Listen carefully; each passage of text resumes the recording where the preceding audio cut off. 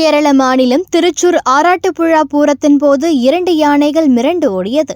இதில் 4 பேர் காயமடைந்தனர்.